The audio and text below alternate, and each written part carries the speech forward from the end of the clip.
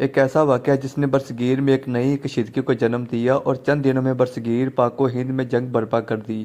Pahalgam attack یہ حملہ ایک دہشت گردی کا واقعہ نہیں بلکہ برصغیر کی سیاسی شطرنج پر ایک نئی چال تھی۔ اس ویڈیو میں ہم صرف بھارتی میڈیا کے دعووں پر نہیں جائیں گے بلکہ زمینی حقائق اور بین الاقوامی رد عمل کو سامنے رکھتے ہوئے سچائی تک پہنچنے کی کوشش کریں گے۔ آپریشن بنیان مرصوص 22 اپریل 2025 کو مقبوضہ کشمیر کے علاقے پہلگام میں ایک خون ریزہ حملہ ہوتا ہے جس میں بھارتی دعووں کے مطابق تقریباً 27 افراد مارے جاتے ہیں۔ فوری طور پر بھارتی میڈیا نے بغیر ثبوت کے الزام پاکستان پر ڈال دیا اور اس حملے کو ایک پلانڈ ایکٹ آف وار قرار دیا۔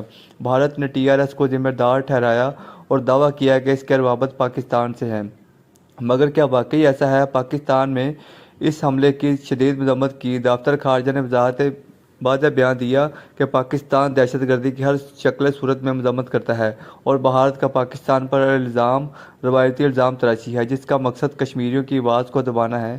پاکستانی حکومت نے عالمی برادری سے مطالبہ کیا کہ اس حملے کی بین الاقوامی تحقیقات کرائی جائیں تاکہ بھارت اپنے اندرونی ناکام سیکورٹی نظام کا الزام پاکستان پر نہ ڈالے اور کشمیری عوام کی جدوجہد کو دہشت گردوں کے ساتھ نہ جوڑا جائے۔ 7 مئی کی رات بھارت نے مبینہ طور پر پاکستان کے زیر انتظام کشمیر میں آپریشن سندور کے نام سے میزائل حملے کیے۔ یہ حملے بھارتی میڈیا نے بدلے کے طور پر پیش کیے جنہیں پاکستان نے کھلی جارحیت قرار دیا اور پاکستانی فوج کا موقف تھا کہ بھارت کا یہ عمل 1971 کے بعد سب سے بڑا جنگی خلاف ورزی ہے اور ہم کسی بھی جارحیت کا بھرپور جواب دینے کی صلاحیت رکھتے ہیں، لیکن ہمیں مجبور نہ کیا جائے کہ خطے میں جنگ برپا کی جائے۔ پاکستان نے شملہ معاہدہ معطل کر دیا اور سفارتی تعلقات محدود کیے اور اپنی فضائی حدود بھارتی طیاروں کے لیے بند کر دی۔ پاکستانی عوام نے سوشل میڈیا پر واضح پیغام دیا کہ کشمیریوں کی حمایت ہماری ریاستی پالیسی ہے اور دہشت گردی نہیں، مگر دوسری طرف بھارتی میڈیا نے جھوٹ کا بازار گرم کر رکھا تھا اور بھارتی میزائلوں نے پورا پاکستان تباہ کر دیا۔ اسلام آباد تباہ، لاہور تباہ، کراچی ایئرپورٹ تباہ۔ بھارتی میڈیا پر اینکر ادھر ادھر بھاگ کر صرف یہ بتا رہے تھے کہ پورا پاکستانی بھارتی میزائلوں نے تباہ کر دیا۔ دوسری طرف پاکستانی افواج نے انٹرنیشنل میڈیا کو بٹھا کر بتایا اور ان کو یہ سمجھایا کہ یہ سارا جھوٹ ہے اور بھارتی میڈیا کا اب سارا جھوٹ بے نقاب کیا اور بتایا کہ ہندوستانی میڈیا دنیا کو کیسے گمراہ کر رہا ہے اور کیسے ہندوستانی میڈیا خطے کے اندر افراتفری پھیلائی ہوئی ہے۔ 9 مئی کی رات ہندوستان نے راولپنڈی نورکھا ایئر بیس پر میزائل حملہ کر دیا۔ اس طرح بھارتی فضائیہ نے محدود اور یک طرفہ کارروائی کی کوشش کی جس میں پاکستان کے کچھ فوجی بیسز کو نشانہ بنانے کا دعویٰ کیا گیا۔ بھارتی میڈیا اور حکام نے اس حملے کو جوابی اقدام قرار دیا، مگر زمینی حقائق اور پاکستانی دفاعی رد عمل اس دعوے سے بالکل مختلف تھے۔ پاکستان نے زیادہ تر میزائلوں کو فضائی دفاعی نظام کے ذریعے ناکارہ بنا دیا۔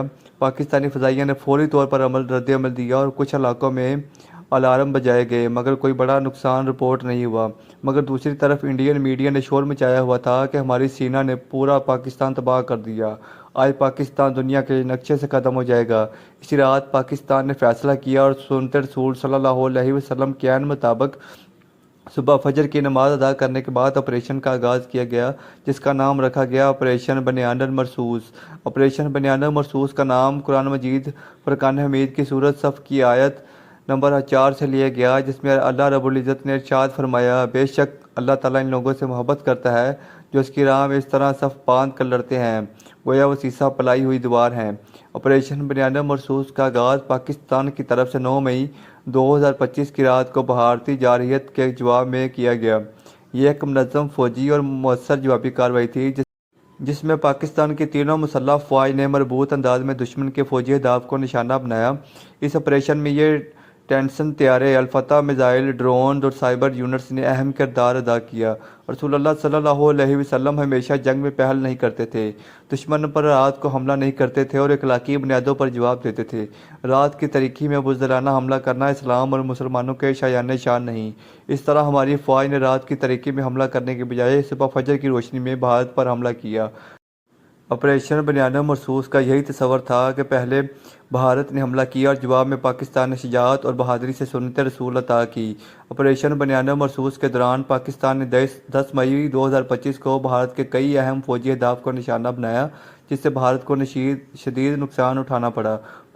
پاکستانی فضائیہ نے سورت گڑھ، جموں، ادھمپور، اونتی پورہ، سری نگر اور نالیا سمیت متعدد ایئر بیسز پر کامیاب حملے کیے۔ جس سے رن ویز، ریڈار سسٹم اور طیاروں کو شدید نقصان پہنچا۔ روسی ساختہ S-400 نظام، جو بھارت کا سب سے جدید ترین نظام سمجھا جاتا تھا، وہ بھی بوجھ اور پور میں پاکستانی میزائلوں کا نشانہ بنا۔ پیاس اور نگروٹا میں براموس میزائل ذخائر کو بھی تباہ کر دیا گیا، جبکہ ڈرونز اور سائبر حملوں کے ذریعے بھارتی فوجی نظام اور رابطوں کو بھی متاثر کیا گیا، یہاں تک کہ ایسا اٹیک کیا گیا کہ بھارت کی 70% بجلی بند کر دی گئی۔ اس کارروائی میں نہ صرف بھارت کی عسکری صلاحیت کو جو جھٹکا لگا، بلکہ عالمی سطح پر بھارت کو سفارتی اور نفسیاتی دباؤ میں ڈال دیا گیا۔ اب فوٹیجز میں دیکھ سکتے ہیں کہ پاکستانی عوام نے اپنے مسلح افواج کے ساتھ مل کر اپنی نگرانی میں پاکستان نے میزائل داغے اور الفتح میزائل کو بھارت کی جانب بھیجا گیا۔ الفتح میں جدید مختصر فاصلے تک مار کرنے والا بیلسٹک میزائل ہے، جو 140 سے 200 کلومیٹر تک ہدف کو انتہائی درستگی سے نشانہ بنانے کی صلاحیت رکھتا ہے۔ یہ میزائل GPS اور انیشیل نیویگیشن سسٹم سے لیس ہے، جس کی بدولت یہ انتہائی ایکوریسی سے اپنے ہدف کو نشانہ بناتا ہے، یعنی ہدف کے بالکل قریب گرنے کی صلاحیت رکھتا ہے۔ الفتح میں فائر کیا جاتا ہے، جو اسے تیزی سے تعینات کرنے کے قابل بناتا ہے، اور یہ اپنے ہدف پر زوردار دھماکہ خیز مواد کے ساتھ کاری ضرب لگاتا ہے۔ اس کی برق رفتاری، درستگی اور اعداد سے بچنے کی صلاحیت سے ایک مؤثر فوجی ہتھیار بناتی ہے، جو دشمن پر ایسے پڑتا ہے کہ اس کی نیندیں حرام ہو جاتی ہیں۔ جو اس کی گن گرج نہ صرف انڈیا بلکہ امریکہ کے وانوں تک سنائی تھی۔ پاکستانی فوج نے آپریشن بنیانہ مرصوص میں شامل پائلٹس کے نام سرکاری طور پر ظاہر نہ کیے، کیونکہ یہ ایک حساس اور جاری عسکری معاملہ ہے کہ ان پائلٹس کے نام راز میں رکھے جاتے ہیں۔ یہ پائلٹس JF-10C اور JF-17 تھنڈر جیسے طیارے اڑا رہے تھے۔ مشن پر جانے سے پہلے ان پائلٹس نے اپنی آخری وصیتوں پر دستخط کیے، مگر اسی دوران بھی لی گئی تصویر میں ان کے چہروں کی شناخت ظاہر نہیں کی گئی۔